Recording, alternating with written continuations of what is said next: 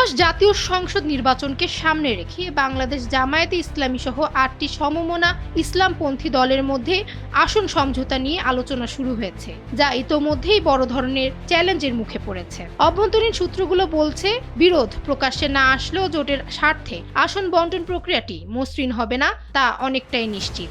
৮ দলের মধ্যে জামায়াতে ইসলামী সবচেয়ে বেশি আসনে প্রার্থী দিতে চায় এবং তাদের ভোট ব্যাংক থাকা আসনগুলোতে কোনো ছাড় দিতে রাজি নয়। অন্যদিকে ইসলামী আন্দোলন বাংলাদেশ অন্তত ১০০টি আসনে প্রতিদ্বন্দ্বিতা করার দাবি জানিয়েছে। বাকি দলগুলো নিজেদের চাহিদা মাফিক আসন সমঝোতা করতে চাইছে।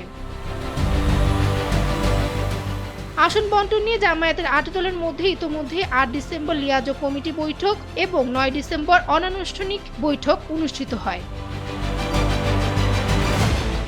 আসন বণ্টন নিয়ে ইসলামী দলগুলোর মধ্যে ইসলামী আন্দোলন বাংলাদেশ ১০০টি আসন প্রাপ্তির ইচ্ছা রেখেছে। এ বিষয়ে দলটির আমির মুফতি সৈয়দ রেজাউল করিম সময়ের আলোকে বলেন, আমরা জোট থেকে অন্তত ১০০ আসনে ভোট করতে চাই। আমাদের হাত পাখার প্রার্থীদের অবস্থান ১০০ আসনে লড়াই করার মতো আছে, বেশি দক্ষিণবঙ্গে, এরপর উত্তরের কিছু জেলায় রয়েছে। সবকিছু ঠিক হবে ৮ দলের শীর্ষ নেতাদের মধ্যে বৈঠকের পর।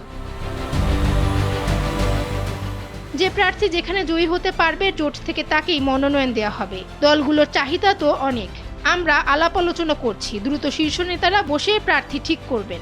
সময়ের আলোকে এমনটাই জানিয়েছেন ৮ দলের মিডিয়া সমন্বয়ক ও জামায়াতে ইসলামী সহকারী secretary general advocate Ehsanul Mahbubur Zubair.